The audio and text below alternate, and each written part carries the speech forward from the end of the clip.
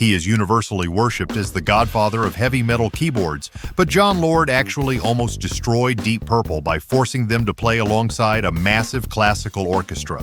In 1969, Lord, a classically trained prodigy, composed a full concerto for group and orchestra and booked the prestigious Royal Albert Hall. Guitarist Ritchie Blackmore was so absolutely infuriated by the classical crossover that he issued a fierce ultimatum.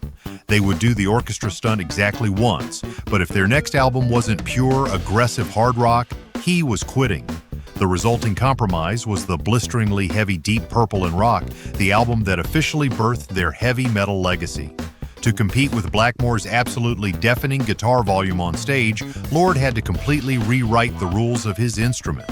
He bypassed the traditional spinning Leslie speaker cabinet that jazz and gospel organists used. Instead, he plugged his massive Hammond C3 organ directly into a roaring wall of Marshall guitar amplifiers. This aggressive, desperate move accidentally created the heavily distorted, growling beast keyboard tone that became the absolute sonic blueprint for hard rock and heavy metal. The blistering, classically inspired organ solo on the massive Deep Purple hit Highway Star wasn't just a random improvisation. Lord aggressively studied classical music as a child and actively merged it with rock and roll. He directly lifted the complex descending chord sequence for the solo from the legendary composer Johann Sebastian Bach, completely proving that classical Baroque music and heavy metal shared the exact same dramatic, aggressive DNA.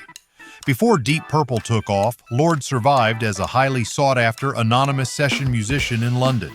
He secretly played the piano on massive 1960s pop hits, most famously providing the driving keyboards for the Flowerpot Men's psychedelic anthem, Let's Go to San Francisco.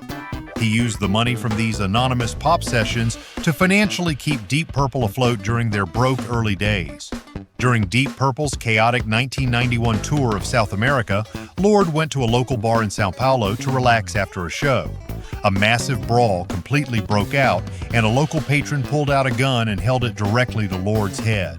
The terrified keyboardist was miraculously saved when the band's massive, imposing bodyguard suddenly intervened and aggressively disarmed the gunman, saving Lord's life.